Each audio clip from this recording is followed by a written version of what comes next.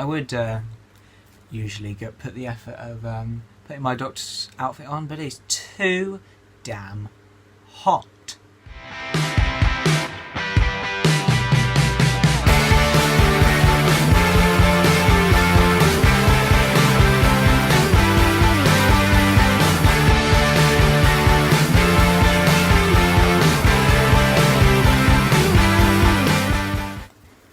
Hello YouTube. It's been a while, but yeah, back today with this lovely new setup. I've got the original lights from the middle of the TARDIS and a bit of chalkboard behind me, which I'll probably use in future videos. Very small update section before we actually get into the main topic of the video. #Apocalypse is scripted and I'm going to be filming it soon because I'm now on holiday. I've got time. That's actually pretty much it, sorry. So yeah, fun little video for me to make today. It's quite recent, so I thought I'd talk about it. Stranger Things Season 3. I thought I'd give my opinions on it today, as it's still fairly fresh. I'm going to be talking about some other things as this series goes on, but yeah, let's start with that today. So, this one is... there's a little bit more time passes between season 2 and 3 as opposed to season 1 and 2. They're all a little bit older now. Nancy and Jonathan have left school, as has Steve. The kids are still at school, but we never really see them at school because they're on holiday. So yeah, kind of some things have changed. And in the first episode, we see the Shadow Monster is still in Hawkins. So, quite an unpopular opinion from what I've seen. Season... words escape me. Season 2 is my favourite season. Or was when it came out. I know a lot of people stayed loyal to liking Season 1 more because there was more of a mystery to solve in Season 1. Season 2 just appealed to me so much more. Like in Season 1, the Demogorgon was more like a predator and was hunting on instinct, whereas the Mind Flayer is really clever and was controlling its own army. And then in Season 3, I was really hopeful we were going to see it attacking, which we did get, so good job. Yeah, so off the back of Season 2, I was really excited about this season, and it didn't disappoint. I thought this season was really good, and it got the balance between the mystery of Season 1 and what I loved about Season 2, and it just really, it put them together really well. So we'll come on to the other characters in a second. I think we should talk about the plot first. Plot wise, it's pretty solid. The general idea is that the Mind Flayer is taking over people, which it is then going to use to build itself a physical form. It's doing this because it takes over Billy, or flayed Billy, and then Billy's going and finding other people and bringing them back to the Mind Flayer. Billy is great in this season, by the way. Really, really fleshed out. We got a backstory for him. He had some really, really good moments where we started to learn a bit more what the Upside Down wants. And this is a spoiler, so he dies at the end of the season. And it's sad, actually. Really, really cleverly done that it's sad. Just because we're showing it through Max's perspective. Really, really clever. So that's kind of the main plot. There's also another plot, which is that the Russians have infiltrated Hawkins, and that's kind of what Hopper and Joyce spend their storyline doing, trying to find the Russians, and also Dustin, Steve, Robin, and Erica. So, yeah, let's look at characters now, I reckon. So, like I've already said, Billy, great. Really, really good character. Hopper is different in this season. I still think he's very good. He's a lot more comedic in this season, which is good. Joyce is incredible as always, because she's kind of got those moments where she's really, really angry, but she's saying stupid things. Like when she shouts at Murray about the magnets falling off her fridge. I love that. Murray is great, as he was last season. Alexei is hilarious. Really, really like him. 11. 11's pretty good. Yeah, I like how her dynamic with Mike changes this season and how we see them kind of split and then come back together again. Max was interesting because I feel like potentially she wasn't as righteous as the show was making her seem. She was being very careless with Eleven's powers, but that's just my thoughts. Mike has a good story but contributes nothing to the plot, really. He does nothing to help stop the Mind Flayer. Same with Lucas, actually, other than finding the rocket, the fireworks that they use at the end. Will's really good. Like, a lot of people have said that he's useless in this season.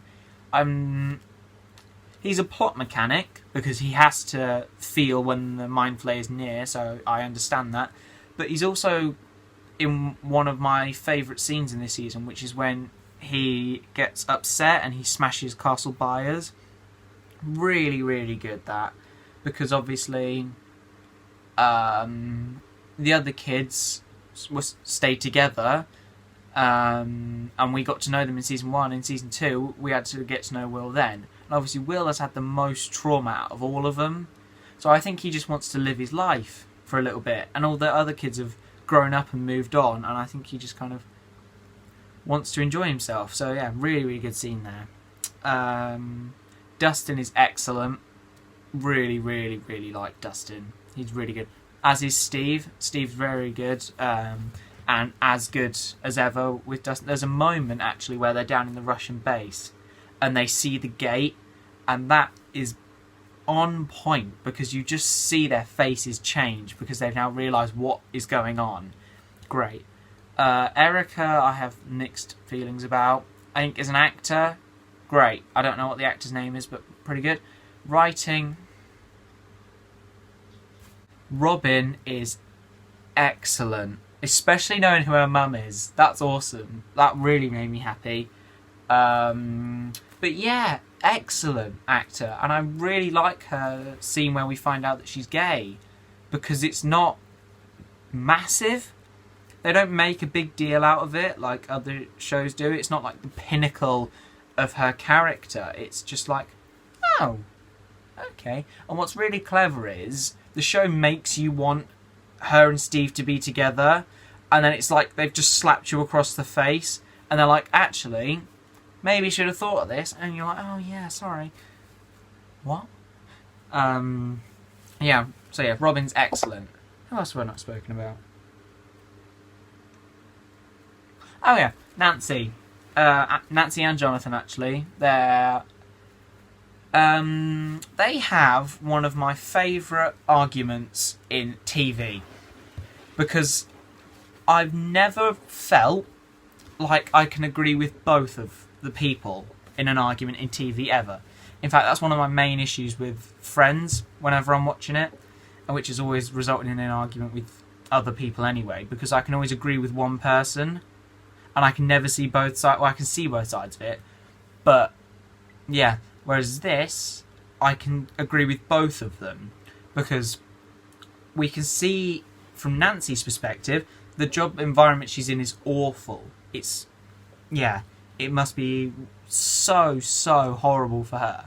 But equally, the things that go against that, which we learn from Jonathan, are one, Nancy could leave that job, go home, and she will be fine. Jonathan can't. Him and his mum are having to work really, really hard to provide.